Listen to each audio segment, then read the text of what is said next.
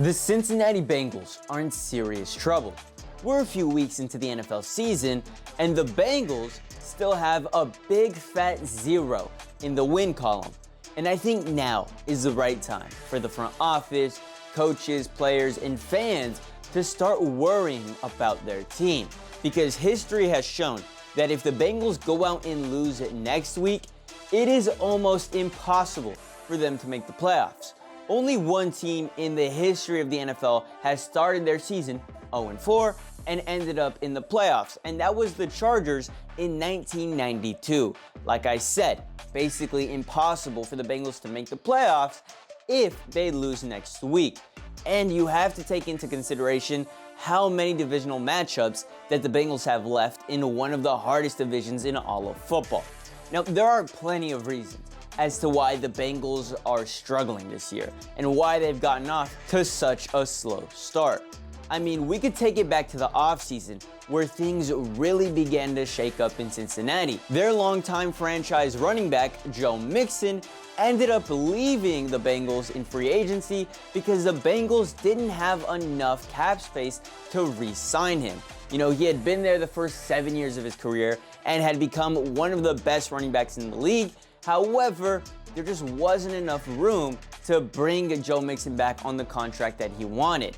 And then you've also got Tyler Boyd, the third receiver on the Bengals roster. He was a key piece in their offense alongside Joe Mixon. Those are two key pieces that the Bengals lost in the same free agency because the Bengals weren't able to re-sign Tyler Boyd as well. He wanted too much money, and the Bengals just couldn't match the offers coming in from other teams. So the Bengals go out and they lose two major pieces in free agency, two important parts of their offense. You know, those guys were vital in getting the Bengals to that Super Bowl only 3 years ago. And then who did the Bengals bring in to replace them? Well, you've got Mike Gesicki, who is better than any tight end that the Bengals have had as of recently. And you also get Zach Moss from the Indianapolis Colts, who's a solid running back, but he is no Joe Mixon. And so, while those replacements have came in and done a decent job on the Bengals, they don't have the same impact that the players that the Bengals lost had. Now, there's more to this than the Bengals losing a few key important pieces on their offense, because there was also that contract situation with Jamar Chase. Jamar Chase wasn't there the entire offseason, wasn't there in training camp, and showed up right before week 1. The reason he was holding out is because he wanted a new contract with the Bengals. He's still on his rookie contract and is continuing to get paid pennies at this point, and yet he is one of, if not the best receiver in the league right now. So you would see why Jamar Chase wants a new contract. However, he is 2 years away from his deal expiring. Though the Bengals did give Joe Burrow a new contract when he was 2 years away from his contract expiring. And I think that's the logic that Jamar Chase and his agent were using in the negotiations. However, the Bengals front office and ownership didn't feel like it would send the right message to the team if they kept handing out new contracts when, you know, the players still had 2 years left on their current deal. I mean, Joe Burrow is different because he is a quarterback. However, while Jamar Chase may be one of, if not the best players on the team, they didn't feel like he deserved a new contract just yet. And so after Jamar Chase and the team failed to negotiate a new contract, he decided that he was going to play the rest of the season. However, he feels as though the Bengals have missed their opportunity to re-sign him. So we could see Jamar Chase move in the next few years, who knows?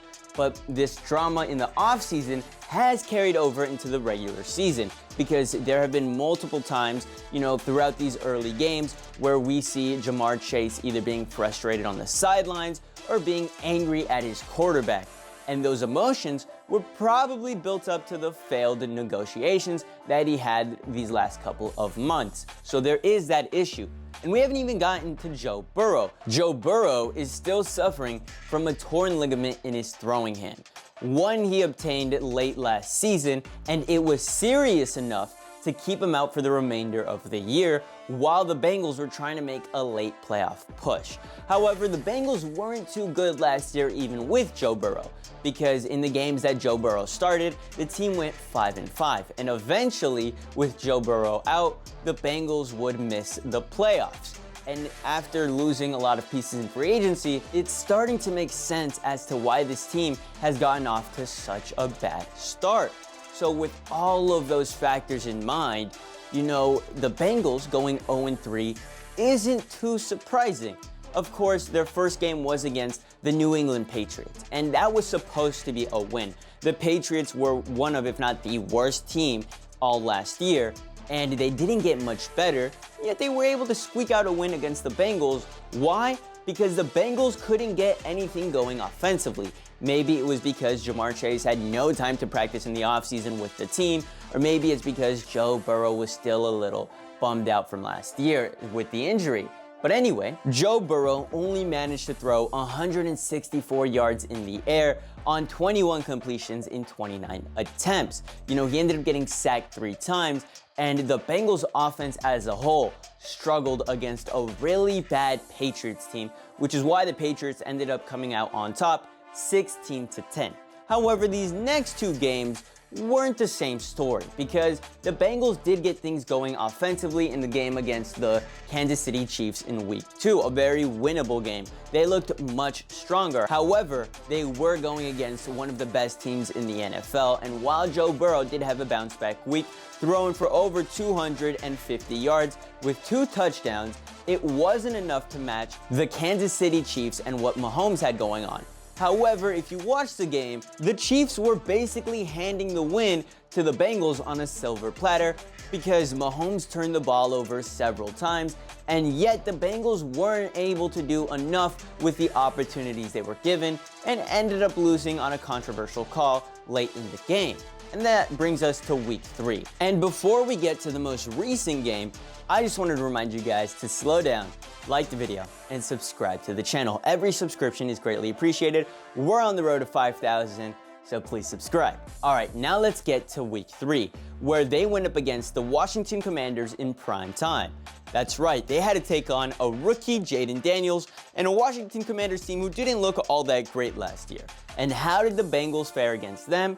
Well, it felt like there was no defense being played. This was probably the most offensively efficient football game that there has ever been. There were no punts and no turnovers throughout the entire game for both sides. It was score after score for both teams. Joe Burrow went out through 300 passing yards, had 3 touchdowns. Jamar Chase excelled versus this Commanders defense. He himself had 2 touchdowns with 6 receptions and 116 receiving yards. This game was a true recovery from their week 1 performance against the Patriots, and yet the Commanders, with their rookie quarterback, were able to outscore this Bengals team 38-33. And all of a sudden, the Bengals find themselves in a steep hole, one that may be too late for them to climb out of.